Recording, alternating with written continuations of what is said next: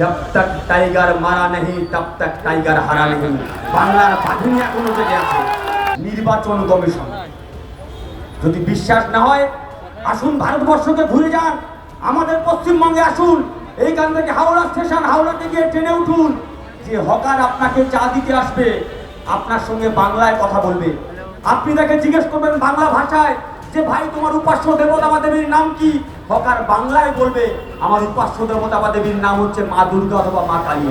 কিন্তু কিছুক্ষণ পর চলে যাবে উড়িষ্যাতে, হকারের ভাষা বাংলা থেকে হয়ে যাবে উড়িয়া, উপাস্য দেবতা হয়ে যাবে জগন্নাথ দেব। তারও কিছুক্ষণ পর ট্রেনটা চলে যাবে তামিলনাড়ু, হকারের ভাষা বদলে যাবে তেলুগু, উপাস্য দেবতা হয়ে যাবে মীনাক্ষী দেবী। তারও কিছুক্ষণ পর ট্রেনটা চলে যাবে অন্ধ্রপ্রদেশ, হকারের ভাষা বদলে যাবে তেলুগু, উপাস্য দেবতা হয়ে যাবে নৃসিংহা।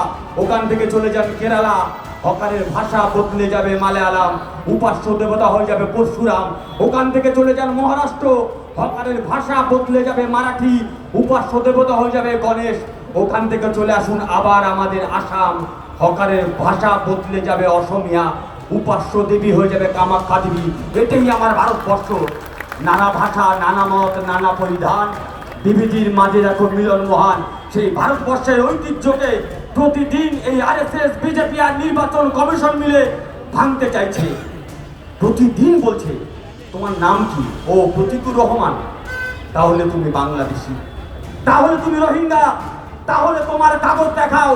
আমরা কান খুলে শুনে রেখে দিই, নেত্রী পেছনে বসে আছে বলে বলবার সাহস পাচ্ছি। কান খুলে শুনে রেখে দিন, যেদিন ভারত ভাগ হয়েছিল আর ওই পাশ থেকে পাকিস্তানের জিন্না যখন এই ভারতবর্ষের মুসলমানদের দিকে তাকিয়ে বলেছিল হে ভারতবর্ষের মুসলমানরা তোমরা পাকিস্তানে এসো, তোমাদের জন্য আলাদা দেশ করেছি, তখন আমাদের বাপ ঠাকুর দ্বারা ওই জিন্নার চোখে চোখ রেখে বলেছিল লাঠি মারি তোর পাকিস্তানকে, এই দেশ আমার, এই জমিন আমার।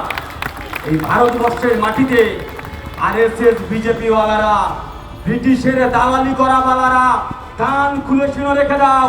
এই ভারতবর্ষের সংখ্যালঘুরা বাই চান্স ইন্ডিয়ান নয়, বাই চয়েস ইন্ডিয়ান। তাই তোমরা কে তোমাদেরকে কাগজ দেখাবো? তাই আমাদের সামনে এই কঠিন লড়াই, এই লড়াই আমাদেরকে লড়তে হবে। আর সেই লড়াই লড়বার জন্য এই রাজ্যের মাটিতে তৃণমূল কংগ্রেস। ওই ছোটবেলা একটা টিভিতে অ্যাড দেখতাম, আমি খুব ভয় ভয় করেই বলছি, ছোটবেলায় টিভিতে একটা অ্যাড দেখতাম, দিদি গেঞ্জি চোখ বন্ধ করে ভরসা করা যায়। পশ্চিমবঙ্গের মাটিতে দিদি হচ্ছে একটা ব্যান্ড বাংলার মানুষের জন্য। বাংলার মানুষ চোখ বন্ধ করে ভরসা করে। যতদিন রাজ্যে মাননীয় মমতা ব্যানার্জি থাকবেন, যতদিন অভিষেক ব্যানার্জি বেঁচে থাকবেন, ওরা ভালো করে জানে পশ্চিমবঙ্গ জয় করা তো দূরে থাক, পশ্চিমবঙ্গের বাউন্ডারির আশেপাশে যেতে পারবো না আমরা। কারণ जब तक टाइगर मारा नहीं तब तक टाइगर हारा नहीं। বাংলার বাহিনী এখনো জেগে আছে। 12 দিন সমান নাহি যায়, আমি নাম নেব না।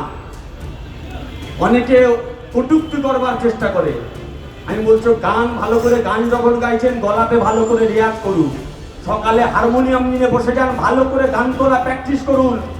কারণ 26-এর পরে আপনাকে গাইতে হবে ও বন্ধু তুমি শুনতে কি পাও, দিল্লির বন্ধু আর শুনতে পাবে না।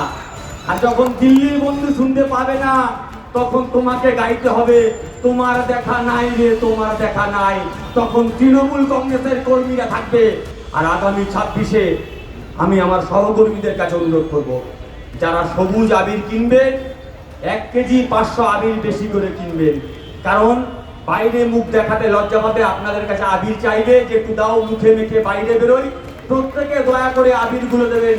আগামী 26-এ বাংলার মাটিতে বাংলার জন্য আজকের এই লড়াই যদি আমরা হেরে যাই, এই লড়াই যদি আমাদের প্রজন্ম হেরে যায়, শুধুমাত্র আমরা হারবো না, শুধুমাত্র ওই মানুষটা হারবে না। এই লড়াই যদি আমরা হেরে যাই, ভারতবর্ষের সংবিধান বিরোধী লড়াই হেরে যাবে। ভাই ভোটের লড়াই এই এখানেই দেখবো।